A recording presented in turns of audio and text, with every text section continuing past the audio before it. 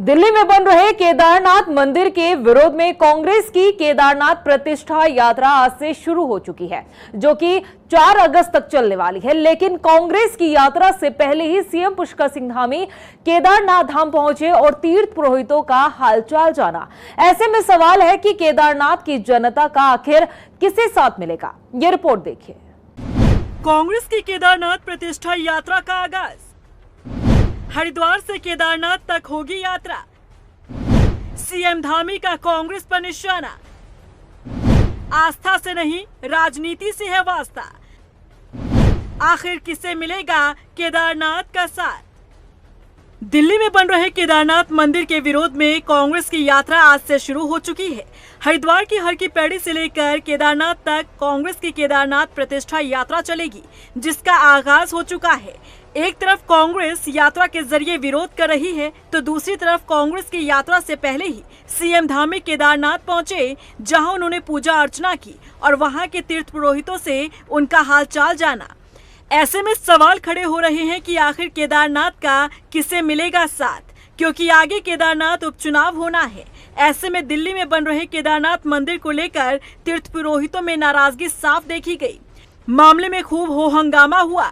इस मुद्दे को भांपते हुए कांग्रेस ने केदारनाथ तक यात्रा निकालने का ऐलान कर दिया।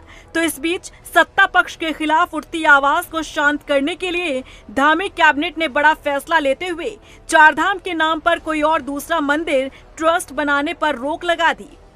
ऐसे में तीर्थ पुरोहितों ने न सिर्फ इसका स्वागत किया, बल्कि आज केदारनाथ पहुंचे सीएम धामी ने उनका हालचाल भी जाना। इस बीच सीएम धामी ने कांग्रेस की यात्रा को लेकर निशाना साधा है।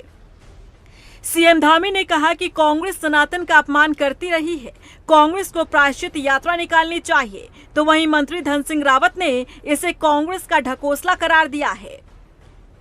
लोग संसद के अंदर हो या अपनी कार्यशैली में अपने चुनावों के दौरान पूरे समय में सनातन का विरोध करते रहे हैं, और बाबा केदार तो सनातन के एक तरह से फाउंडर हैं, वहाँ पर वो प्रतीक हैं। तो जो लोग सनातन का विरोध करते रहे हैं, उनकी यात्रा केवल एक ढकोसला है। उनको तो सबको जो है प्रायश्चित यात्रा करनी चाहिए। जो सनातन को गाली देने का काम किया है, हिंदू देवी देवताओं का अपमान का काम किया है, हिंदू धर्म को, सनातन को जो लोग कहते हैं कि मलेरिया है, वायरल है, डेंगू है, ऐसे लोग जब यात्रा की बात करते हैं तो बहुत ही आश्चर्य होता है। तो मैं एक ही बात कह सकता हूँ कि राजनीतिक यात्रा है, ये कोई धार्मिक यात्रा नहीं है। और भारतीय जनता पार्टी की सरकार ने, माननीय प्रधानमंत्री जी ने, हमारे मुख्यमंत्री जी ने, हमारी सरकार ने 4 धाम के लिए जितना काम किया है, आज़ाद भारत में इतना काम कभी नहीं है। वहीं कांग्रेस अपनी यात्रा को लेकर पूरे जोश में नजर आ रही है, तो वहीं सत्ता पक्ष पर धर्म के साथ खिलवाड़ करने का आरोप लगा रही है। पार्टी ने तय किया है कि जो नफरत फैलाई जा रही पूरे हिंदुस्तान में जाति धर्म के नाम पे, उसको मिटाने के लिए हम इस यात्रा को करें। और जिस तरीके से उत्तराखंड की संस्कृति, उत्तराखंड की देव संस्कृति के संग भारतीय जनता पार्टी छल कर रही है, उसको हम पूरे विश्व के सनातन धर्मियों के सामने लेकर आए। और उसका एक ही उपाय था कि माँ गंगा से आशीर्वाद लें, उनकी गंगा जली लेकर हम केदारनाथ धाम तक जाए।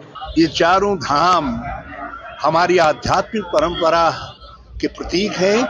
इनके साथ जब भी कोई छेड़छाड़ की जाएगी, हमारी परंपराओं के साथ, हमारे आध्यात्मिक स्वरूप के साथ कभी छेड़छाड़ की जाएगी, कुछ गलत कदम उठाए जाएंगे, तो उसके खिलाफ उत्तराखंड का जनमत जो है खड़ा होगा। और कांग्रेस उसी भावना से, इन्होंने केदारनाथ में केवल धाम बनाने, दूसरा धाम बनाने का पाप ही नहीं किया था। इन्होंने केदारनाथ में और बद्रीनाथ में जिस तरीके से तोड़ फोड़ की है। इस वक्त कांग्रेस और बीजेपी दोनों का फोकस केदारनाथ पर है। वजह केदारनाथ उपचुनाव, जो कुछ समय बाद होना है, लेकिन उससे पहले ही सियासी दल हवा का रुख अपनी ओर मोड़ने की कोशिश में जुटे हैं। कांग्रेस इस यात्रा के जरिए तीर्थ पुरोहितों और केदारनाथ की जनता को अपने पक्ष में करने की जुगत में है, तो वहीं बीजेपी भी अपने फेवर में माहौल बनाती दिख रही है।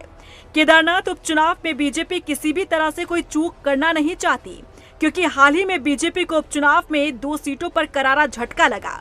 मंगलौर और बद्रीनाथ सीट पर कांग्रेस की जीत ने जहां पार्टी को संजीवनी दी, तो वहीं बीजेपी की चिंता बढ़ा दी। ऐसे में बीजेपी अपने खिलाफ उठ रही आवाज को किसी भी सूरत में बढ़ने नहीं देना चाहती।